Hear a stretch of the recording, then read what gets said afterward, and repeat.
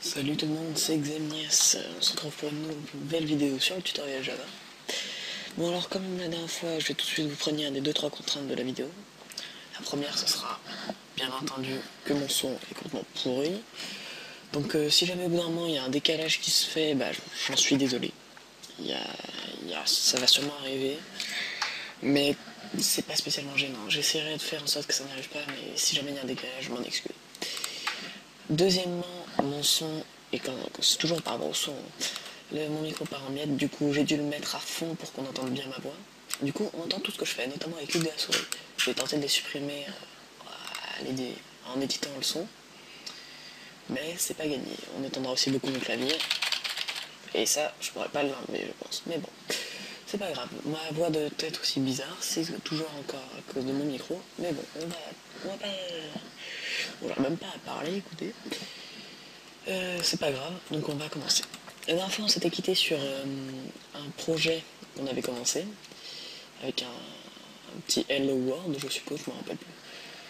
Mais il y a eu des problèmes, mon PC a été reformaté et j'ai complètement perdu le fichier. Le projet, pardon. Du coup, on va en recréer un autre. Pour savoir comment installer Eclipse, regardez la première tutoriel, je pense que je vais le renommer Installer Eclipse. Ce sera plus simple. Là, ce sera le tutoriel numéro 1 en fait. Donc j'ai décidé aussi de changer un peu mon approche de la chose et de suivre le tutoriel du zéro. Mais en fait, ça va être un peu une retranscription en vidéo de ce qu'on apprend là-bas. Donc là, la dernière fois, on a fait ça, parlant d'Eclipse. Bon, j'arrive pas à le sélectionner, c'est pas grave. Et là, on va passer à votre premier programme. Mieux connaître ton environnement Java, je sais pas si je vais le faire ça. Je vais vraiment faire les bases, hein. Tout ce qui est bitcode, etc. Je vais pas vous me développer là-dessus. Donc on va directement commencer au chapitre de votre premier programme. Et ce sera déjà bien. Ensuite on fera ça. Non, ça a l'air bien. J'ai appris sur le site du zéro moi tout ce que je sais faire actuellement. Donc ça sera déjà bien. Donc on va commencer par créer un nouveau projet. Oui, c'est bon. Alors, tuto YouTube. YouTube. J'y arriverai pas. Ok, Java SE 7. Ok, c'est parti.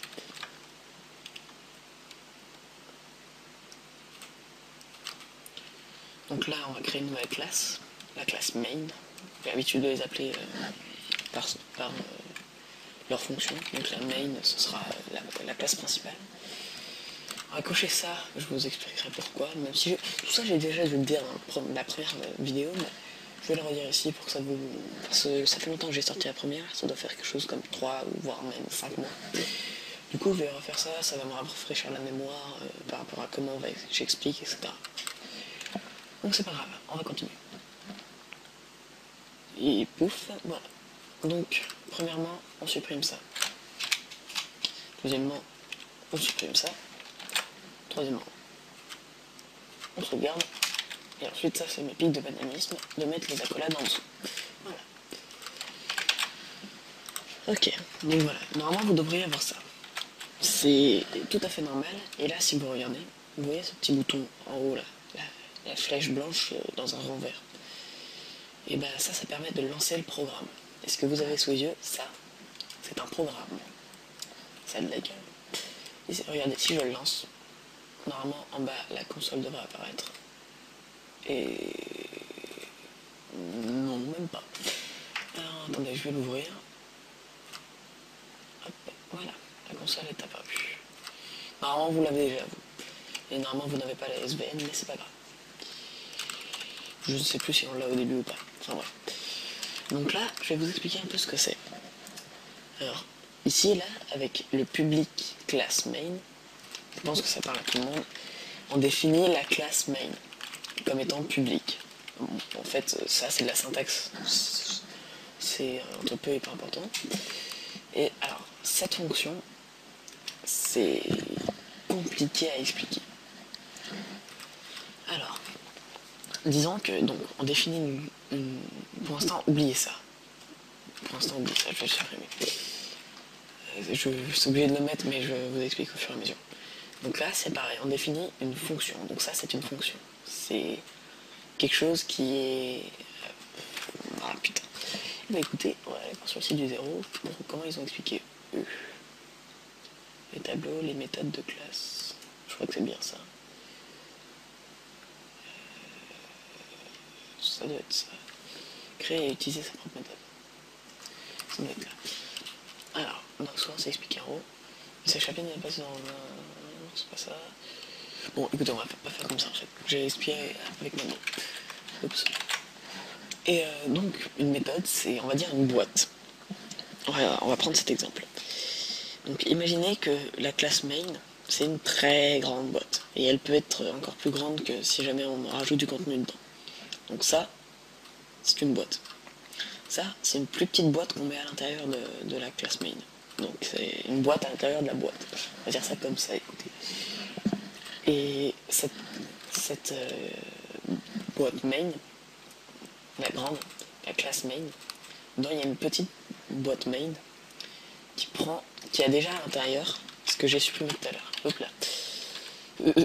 Fail. Ce que j'ai supprimé tout à l'heure, donc c'est ça, voilà. Et vu que dans les parenthèses de définition de la fonction, enfin vous comprendrez au fur et à mesure de toute manière, je vais pas m'attarder non plus toute la vidéo là-dessus. Dans les paramètres là, donc ce qu'il y a entre les parenthèses de la fonction, il y a string accolade args. Ça veut dire tableau de string qui est nommé arg. Ça on verra plus tard les tableaux. Ça veut dire que dans cette boîte, il y a déjà quelque chose, args. Vous voyez, si je tape args point, il me propose des trucs. C'est parce qu'en fait, il est défini ici. Voilà. Donc, c'est parti. Maintenant qu'on a notre classe et notre méthode, il faut savoir que la méthode public static void main string args, c'est une méthode un peu spéciale. Sans cette méthode, votre programme ne peut pas se lancer. Regardez, si je le renomme par exemple une méthode inutilement buggée, voilà, et bien cette méthode ne pourra pas, le programme ne pourra pas démarrer. Regardez, il va me dire en bas, la méthode principale est introuvable dans la classe main, c'est la méthode principale comme suit. Public static void main string. Donc c'est exactement ce qu'on avait avant. Voilà. Donc c'est parti.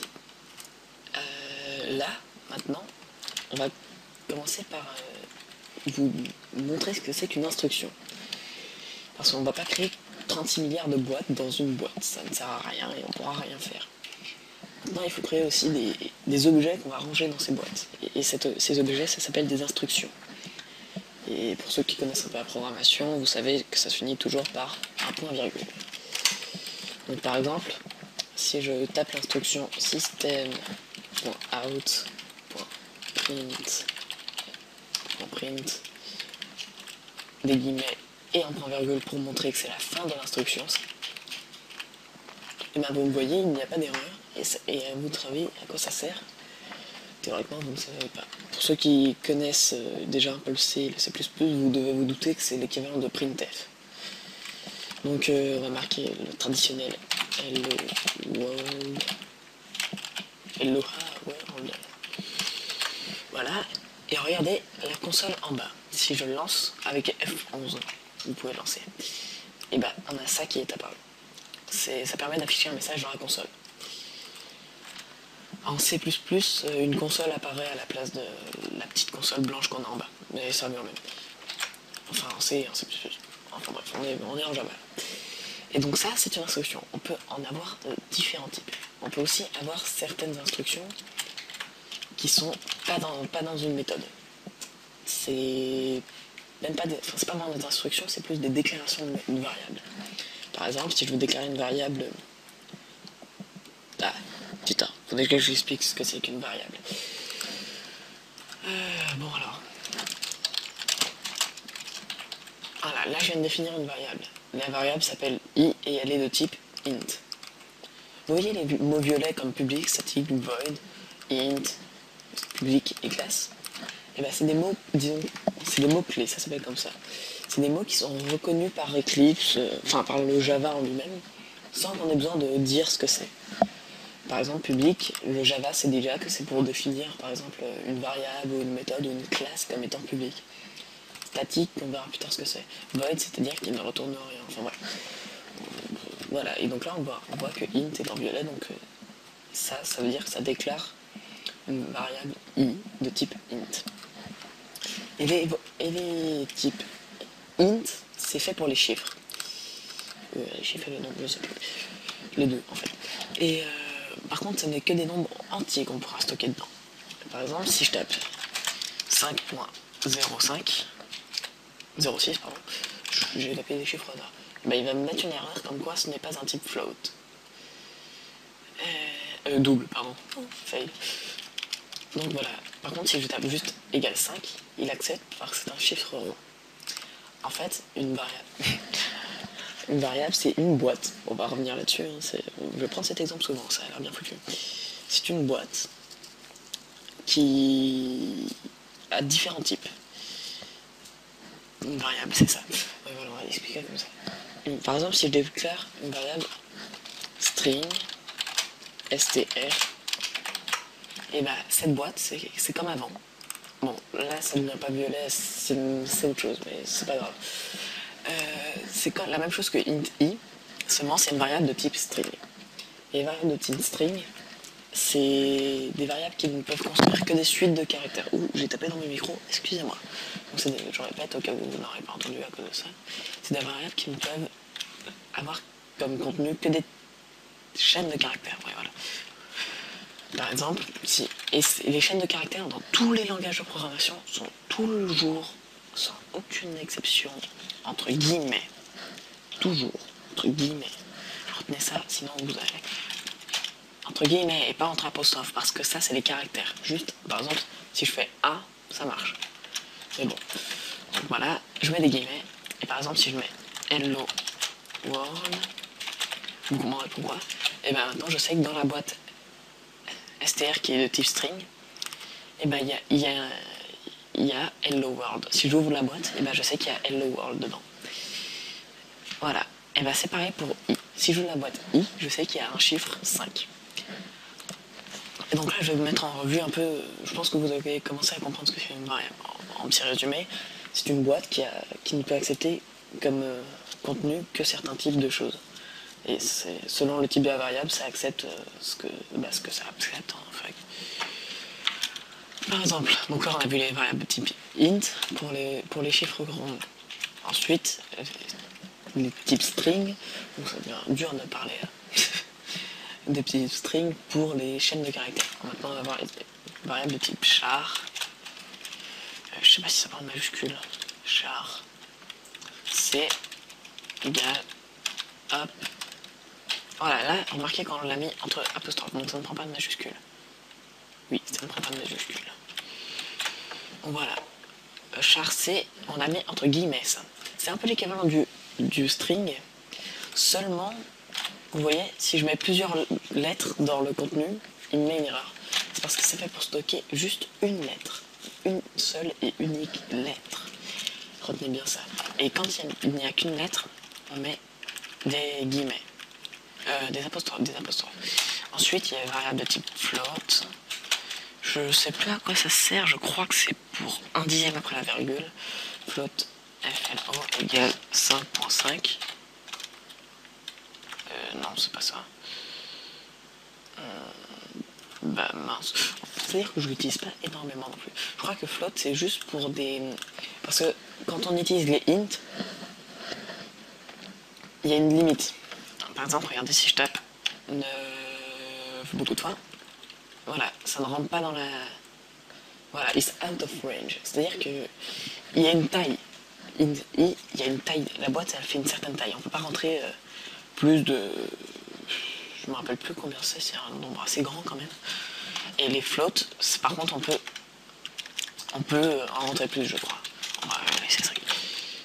Les floats, je crois que c'est la même chose que les int, seulement la boîte est plus grande.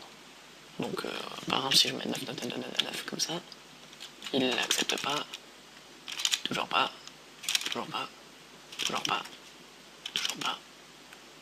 Ah, ça y est. Si j'en rajoute un, il l'accepte, et si j'en rajoute un, il l'accepte pas.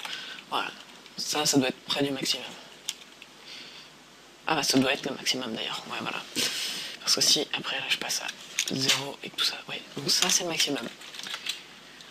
On peut aussi stocker des négatifs dedans. Après je sais pas si c'est la même valeur en négatif, si. Voilà, donc là on a vu 3 types de variables, il y a quoi d'autre? Il y en a tellement en même temps, on peut même créer ses propres types de variables, donc il y en a beaucoup. On les verra au fur et à mesure du tutoriel. Donc pour l'instant, oups, je vais vous laisser Hello World pour vous montrer à quoi servait une variable. Donc voilà, ici, on reprend le code en entier. Ici, on déclare une variable str qui a comme contenu Hello World. Ici, on a là notre fonction main qui va lancer le programme. Et là, on a une instruction qui dit system.out.println, ce qui veut dire on affiche dans la console et le contenu de ce qu'on met entre les parenthèses. .print tout court d'ailleurs, pas .println, on verra après ce que c'est .println. Et donc, l'utilité des variables, c'est, vous voyez, là j'ai directement mis des guillemets à l'intérieur des parenthèses. Mais on n'est pas obligé en fait. Quand on fait ça, quelque part sur votre PC, ça va prendre, il y a une variable qui va se créer avec le contenu Hello World quand on fait ça. Et après elle va être affichée. Mais regardez, si on enlève les guillemets, bien entendu, ça ne marche pas. Je galère. Voilà, là bien entendu ça ne marche pas parce qu'en fait il va chercher les variables Hello, World et 2 points d'exclamation. Bon, on ne peut pas appeler une variable de points d'exclamation, mais c'est pas grave. Il va chercher ça. Il va chercher le nom de variables, de méthodes, ou enfin bref, de conneries comme ça. Alors que si, à la place de ça, on met str, qui pour rappel est le nom de la variable qui contient Hello World au-dessus. Ah oui, je vous expliquerai pourquoi il faut qu'on le mette statique. Donc là, vous voyez, il n'y a pas d'erreur parce que il cherche la variable str dans la classe, il la scanne, il trouve string str, enfin il trouve str, il regarde le type de la variable, il voit que c'est string, donc il voit que ça correspond, et il s'arrête là. Et quand on lancera le programme, il y aura déjà un lien entre system.print et str, il y aura un lien entre ces deux-là. Et l'instruction system.print va ouvrir la boîte str et regarder le contenu. Et donc là, il verra Hello World, et du coup, il affichera Hello World. Regardez. Et voilà, Hello World. Bon, ça ne sert strictement à rien pour le moment, vous allez voir. Mais maintenant, ah oui, je vais vous expliquer pourquoi on peut mettre statique. Je vous expliquerai plus tard à quoi correspond statique. Pour l'instant, on s'en sert pas, c'est plus dans la POO.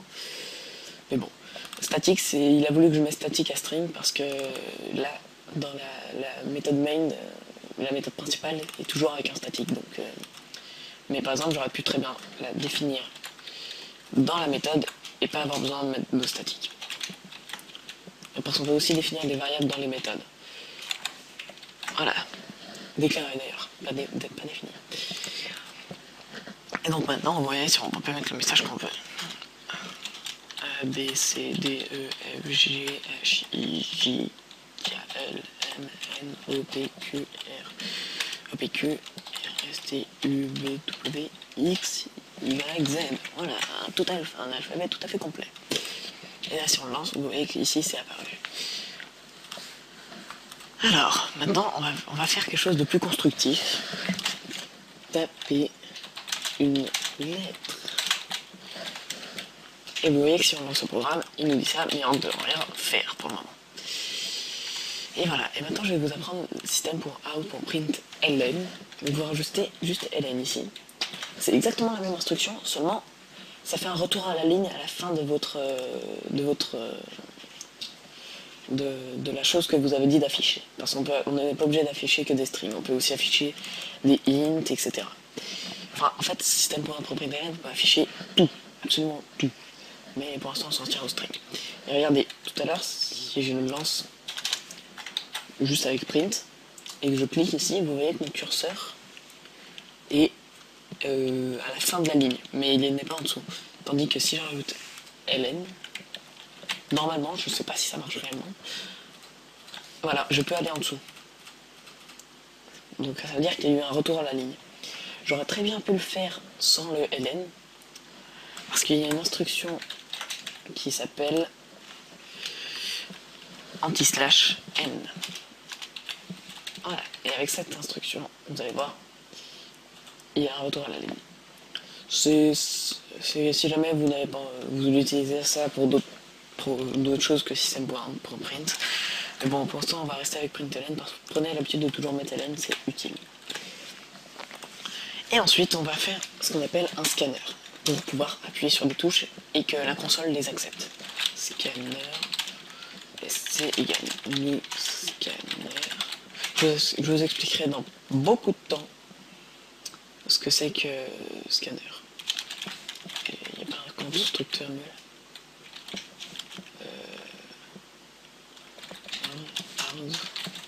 Je me rappelle plus du tout comment on fait parce que moi je m'en sers absolument pas. Égal. Merde. Ah si, oui c'est ça. Scanner SC. Et système. On va définir un nouveau string. String str2 égale sc.nextLine. NextLine. Et voilà. Ouais, voilà, c'est bien ce que je me disais, il faut initialiser la variable. Donc ceci est un fail, je me rappelle pas du tout comment on utilise les scanners. Égal arg0 args point. Non, même pas. Point scanner. Oh putain, merde. Bon, pause les amis. Pause. Désolé pour ce magnifique fail. Donc j'ai regardé sur le site du Zoro, c'est une des premières choses qu'on voit. Et en fait c'est système.in. Donc j'étais bien parti au début. Scanner. Et en fait en paramètre il faut mettre system.in. Ok, voilà, il faut mettre un input stream. Ok. Et voilà. Donc maintenant str2 il est égal à sc.nextLine, on verra à quoi ça correspond. Et donc voilà. Et une fois que... Je vais vous taper tout un truc. Oui. str2. Ah oui, et dans un système.println, on peut faire ça. Vous voyez, il suffit, on peut mettre plusieurs variables d'afficher. Tu vois, vous voyez, pardon. Je vous tutoie maintenant. Il suffit de mettre un plus entre les guillemets, par exemple, et la variable. Et là, ça affichera les deux. Donc maintenant, on va écrire, par exemple, vous avez tapé la lettre, les lettres, et là on met un espace, et voilà, et regardez ce qui se passe si on compile. Donc là, il nous demande de taper une lettre. On va taper par exemple O, tout court. Et là, il nous dit, vous avez tapé la lettre O. C'est magique, vous avez créé un programme constructif plutôt. Alors étudions un peu le code, je vais vous mettre des commentaires. On déclare un string nommé str.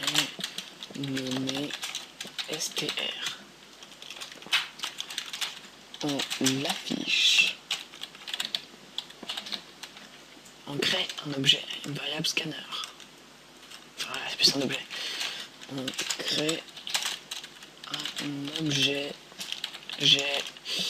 scanner nommé SC.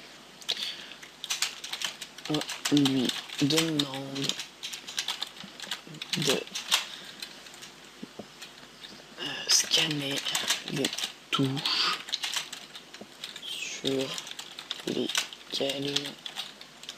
sur lesquelles, je sais pas comment ça s'écrit à bas, faute d'orthographe si jamais, sur lesquelles on appuie S, je crois, et de stocker et de les stocker yes, dans le string str2. Et voilà, on affiche str2. Voilà, donc si vous êtes un peu intelligent, vous avez compris. Et si vous n'avez pas compris, bah, la programmation n'est pas faite pour vous.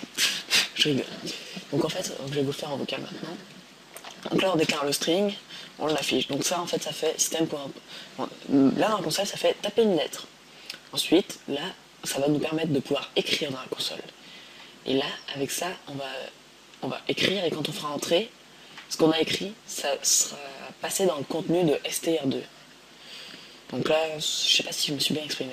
Donc ce qu'on écrira, par exemple, si j'écris je m'appelle Xemnias, et quand je ferai entrer, la variable str2 vaudra je m'appelle Xemnias. Et ensuite, on nous demande d'afficher dans la console, vous avez tapé les lettres, 2 points, plus la variable str2. Donc en l'occurrence, si j'avais tapé je m'appelle Xemnias, ça m'aurait marqué, vous avez tapé les lettres, vous avez tapé les lettres, 2 points, je m'appelle Xemnias. Et voilà. C'est pas plus compliqué que ça. Donc voilà, donc là ça fait combien de temps que je tourne? 25 minutes. Oh bordel de merde, c'est passé super vite. Pardon pour les gros mots. Donc on va s'arrêter là, et je vous dis à la prochaine, dans un prochain tutoriel. Et cette fois-ci, je me démarrerai pour pas perdre ce projet. Donc si jamais vous avez des questions, dites-les moi en commentaire, je tâcherai d'y répondre si j'y pense. Et surtout si je connais la réponse, mais bon ça je pense pas que ça devrait être un problème. Au pire, Google est votre ami, ne l'oubliez pas, j'ai appris la plupart de la programmation en tapant mes questions sur Google. Et le super tutoriel du zéro, oui, le super tuto du site du zéro. Donc c'est du zéro.com, vous allez dans la section Java, non pas Python, Java, j'ai dit. Java. Il y a un livre aussi, si vous voulez l'acheter, ça peut être plus intéressant pour certains qui n'aiment pas lire sur internet. Et ce tutoriel est très bien expliqué, il suffit de s'y pencher un peu et de prendre le temps de le comprendre. Puis même si vous ne comprenez pas, des fois passer à la suite, ça viendra avec le temps, moi c'est ce qui s'est passé. Donc pour le moment, il nous reste, donc là on vient de voir ça. Donc là, pour l'instant, voilà, ce qui est surligné, on l'a vu. Sauf le chapitre 3, on va bientôt l'attaquer la prochaine fois. Enfin, les variables, on l'a fait aujourd'hui. Lire les entrées clavier. Ah, en fait, on a fait tout ça, mais oui, on a fait 4 chapitres. Bon, c'est bien. Donc, la prochaine fois, on verra les conditions, ensuite les boucles. Enfin... Ah, oui, TP. Je vous en ferai un différent de TP, je vous rassure. Vous n'irez pas piocher dedans. Ensuite, on verra les tableaux et les méthodes de classe. D'accord. Bon, en fait, je vais vous faire une récapitulation pour moi aussi. Et ensuite, on rentrera dans ce qui est vraiment intéressant. La Java orienté objet. Et ensuite, on fera des interfaces graphiques. Ça va être un chapitre très lourd. Ensuite, on verra les patterns et le reste. Et ouais. On verra les patterns. D'accord, bon. J'en ai appris autant que vous aujourd'hui. Alors, ce sera tout pour aujourd'hui. Et si jamais, bon, je me répète, hein, si jamais vous aimez, si vous avez des questions, abonnez-vous. Non, c'est pas ça qu'il faut dire. Si jamais vous avez des questions, posez-les en commentaire ou envoyez-moi des MP, voire même des mails à xemnias@hotmail.fr. Je vais voir mes mails tous les jours. Si jamais vous aimez la vidéo, les tutos que je fais, etc., abonnez-vous à notre chaîne. C'est parce que cette fois-ci, en fait, je suis totalement débile. Ce n'est pas pour ma chaîne que je l'ai faite, mais pour la chaîne de la team dont je fais partie maintenant. Donc, pour ceux qui voudraient savoir comment installer Eclipse, etc., je vous mettrai un lien vers mon tutoriel que j'ai fait sur ma chaîne. Sachant que j'ai perdu la vidéo, je pourrais peut-être pas l'uploader pour... Bon, je verrai. Donc c'est pas grave. On se voit une prochaine fois. Donc si vous aimez, abonnez-vous. Like, mettez des pouces bleus ou verts, je ne sais plus. Et mettez des commentaires encourageants s'il vous plaît, ça fait toujours plaisir. Donc voilà, je vous laisse et à bientôt.